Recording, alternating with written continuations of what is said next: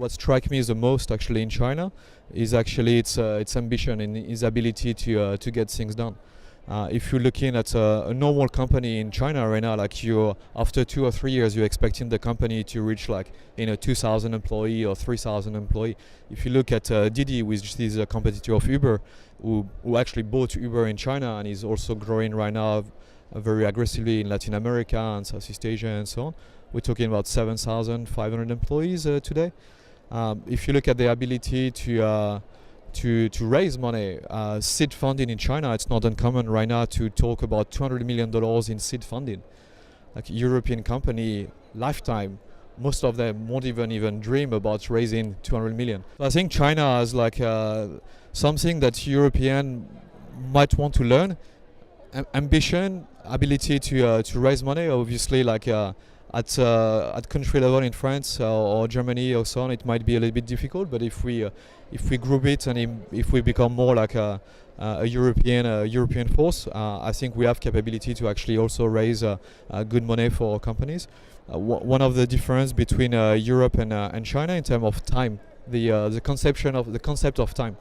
So in China, because it's a competitive market and because you see companies around you who are moving very, very fast, that if you're not moving very fast yourself, even if you're big already, you're going to die. So even if you're not ready, if you say in 3 months you need to reach this milestone and you need to go to raise the next round and so on, even if you're not ready, you're going to go for it.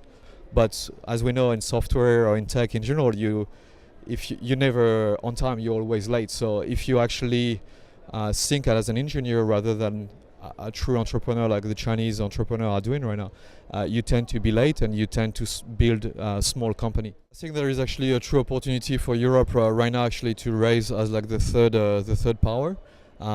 If we think in specifically France, we're actually the number 3 country in terms of research publication related to AI. If we look at actually who is leading AI right now in the large US tech company like Facebook, Yann Lequin is a French fellow. If you look at Airbnb, the head of AI, Louis, is a French fellow. If you look at Nvidia, if you look at Spotify, we just did IPO, the head of AI over there is also a French fellow, ex-Sony. If you look at a lot of the top company actually today in USA, we actually have a lot of French leading AI over there. So France have demonstrated its capability to actually harbor talents, create very strong mathematicians and talent in the world of AI. France also demonstrated that it's actually the number 3 country in the world in terms of research publication, after USA and China, or after China and USA, depending on which topic of AI you're looking at.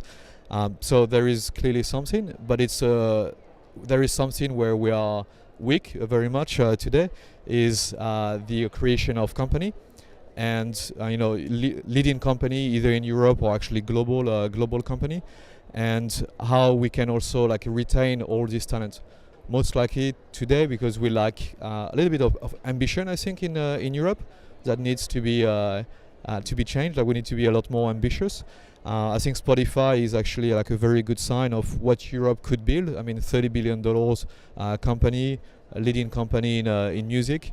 Tencent is actually one of the largest investors in Spotify that people tend to forget about. But that's actually a truly success today in Europe.